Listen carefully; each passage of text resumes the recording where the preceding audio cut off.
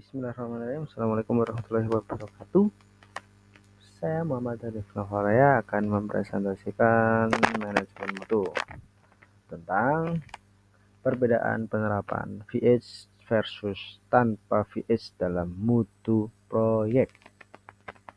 Nah, di sini VH adalah pendekatan sistematis yang menitik beratkan pada penghematan biaya dan peningkatan fungsi tanpa mengorbankan mutu.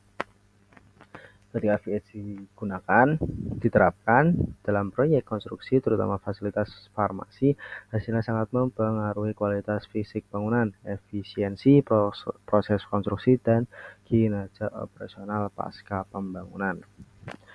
Perbedaan penerapan VH dan versus tanpa VH dalam mutu proyek: perencanaan dan pemilihan material, efisiensi biaya, kualitas dan mutu hasil akhir, waktu pelaksanaan proyek, risiko kerusakan dan perawatan jangka panjang, kepatuhan terhadap regulasi, fleksibilitas dan adaptasi teknologi. Perencanaan dan pemilihan material dengan VH, pemilihan material melalui analisis fungsi dan biaya terbaik. Contoh, memilih panel sandwich clean room daripada dinding bata karena lebih higienis dan efisien pemasangan. Tanpa VH, material dipilih berdasarkan kebiasaan umum atau spesifikasi awal tanpa telaah efisiensi yang bisa menghasilkan biaya lebih tinggi dan waktu pengerjaan lebih lama. Nah, kalau panel sandwich itu sekarang kayaknya emang lebih digunakan di gedung-gedung farmasi, kayak soalnya pasti pakai, kecuali gedung-gedung lama sih.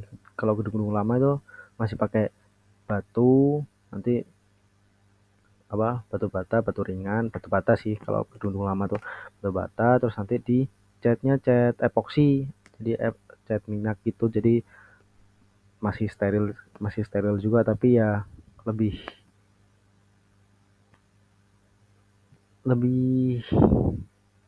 lama lah kan, pasti kayak gitu. Kalau di gedung sekarang udah pasti pakai panel sandwich yang gampang, tinggal dipasang gitu, set, nanti tengah-tengah antara itu disilen gitu. Jadi kayak Lego, kayak bongkar pasang gitu. Di truk dikunci, nanti sela-sela itu disilen atas bawah gitu sih. Terus ini perbedaannya dengan VH, biaya konstruksi ditekan melalui alternatif desain dan metode yang lebih efisien tanpa mengurangi kualitas. Terus tanpa VH, biaya seringkali membengkak karena tidak ada analisis penghematan, bahkan bisa muncul pekerjaan ulang akibat kesalahan desain atau metode. Kualitas dan mutu hasil akhir: yang pertama, dengan VH, mutu tetap tinggi karena VH mempertahankan fungsi utama, kualitas clean room, HVAC, dan sistem tekanan udara tetap sesuai standar ISO atau GMP. Tanpa VH, potensi penurunan mutu akibat penggunaan material murah tanpa pertimbangan teknis yang matang atau hasil akhir tidak sesuai dengan standar farmasi. Waktu pelaksanaan proyek dengan VH, proses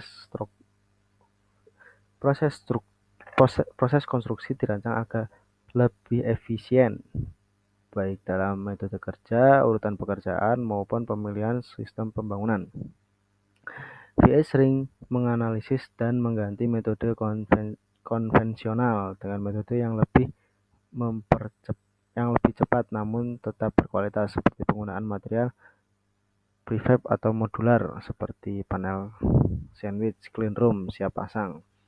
Jika tanpa VH, pengerjaan lebih lambat karena metode konvensional yang rumit, lebih banyak tenaga kerja, dan tahapan kerja yang tidak efisien. Contohnya, metode konstruksi yang digunakan masih tradisional atau tidak efisien. Kedua, tidak ada evaluasi efisiensi urutan kerja.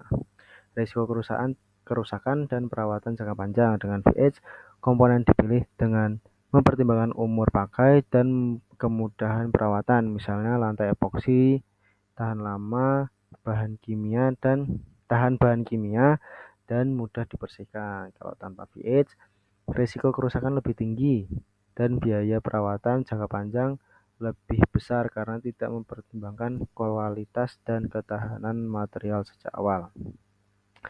Kepatuhan terhadap regulasi.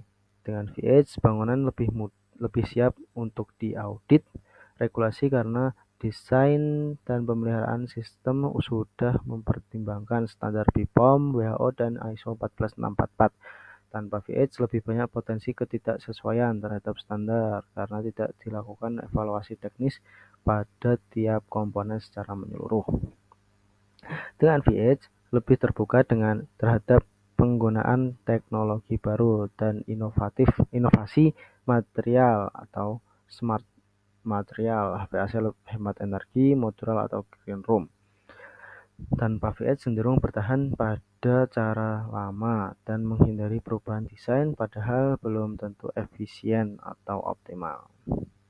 Kesimpulannya, dengan penerapan value engineering, proyek konstruksi terutama fasilitas farmasi dapat menghasilkan bangunan berkualitas tinggi, efisien secara biaya dan waktu serta lebih siap menghadapi regulasi yang ketat. Tanpa VH, proyek berisiko mengalami pemborosan, keterlambatan, mutu rendah, dan kendala saat audit atau operasional. Oleh karena itu, VH bukan sekedar strategi penghematan, tetapi bagian dari proses peningkatan mutu proyek secara menyeluruh.